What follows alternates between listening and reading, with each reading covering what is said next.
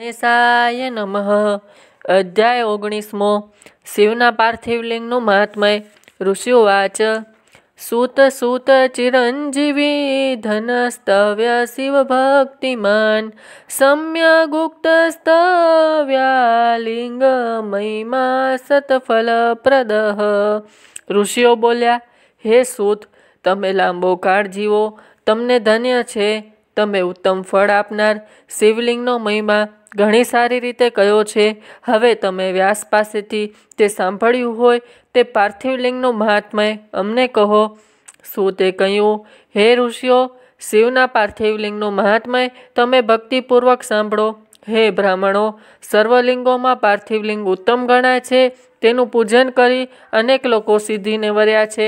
વળી વિષ્ણુ, બ્રહ્મા અને પ્રજાપતિ સહિત અનેક ઋષિઓ પણ આ પાર્થિવ લિંગના પૂજનથી સિદ્ધિ પામ્યા છે.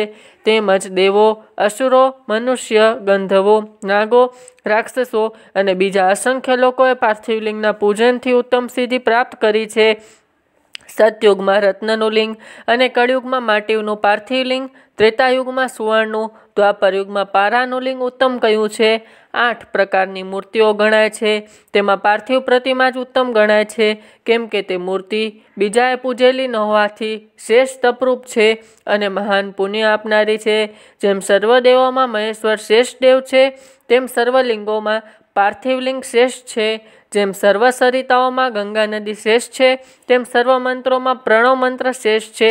જેમ સર્વ વર્ણોમાં બ્રાહ્મણ વર્ણ શ્રેષ્ઠ છે, તેમ સર્વ નગરીમાં કાશી નગરી શ્રેષ્ઠ છે.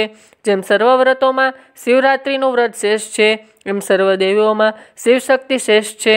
તેમ સર્વલિંગોમાં પાર્થિવ લિંગ શ્રેષ્ઠ કહેવાય છે. જે મનુષ્ય પાર્થિવ લિંગના પૂજનનો આરંભ કરી અન્ય દેવોનું પૂજન કરે, તેની પૂજા તથા સ્નાન વગર વ્યર્થ થાય છે.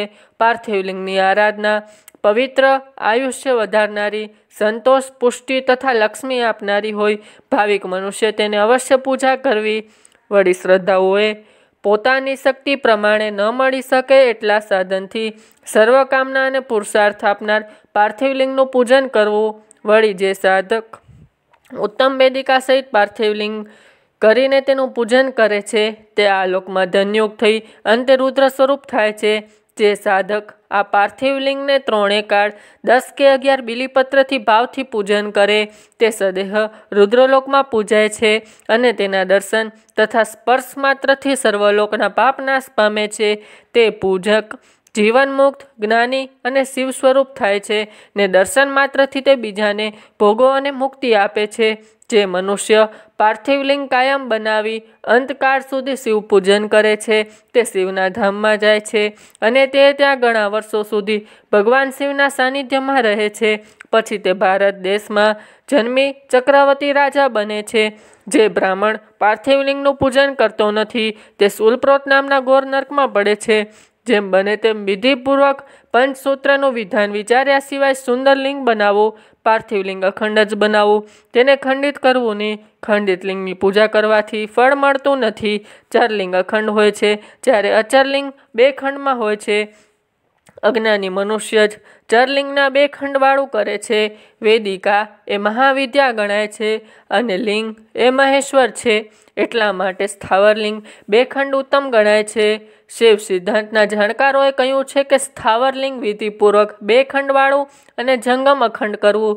સ્થાવર શિવલિંગનો આશ્ચર્ય કરનાર સાધક શિવ સ્વરૂપ બને છે અને ચરલિંગની પૂજા કરનાર ક્રમે ક્રમે અવશ્ય મુક્ત થાય છે. અખંડ ચરલિંગની પૂજા કરવામાં આવે તો ભારે નુકસાન કરતા થાય છે. તેમજ અખંડ સ્થાવર લિંગની કરેલી પૂજા ઈચ્છિત ફળ દેનારી છે, પરંતુ નિત્યદોષ કરતા થાય છે, એમ શાસ્ત્રો જાણકારું મત છે. ઇતિશ્રી શિવ મહાપુરાણમાં પહેલી વિધેશ્વર સંહિતામાં પાર્થિવ લિંગનું મહાત્મય નામનો 19મો અધ્યાય સંપૂર્ણ. ઓમ નમઃ શિવાય.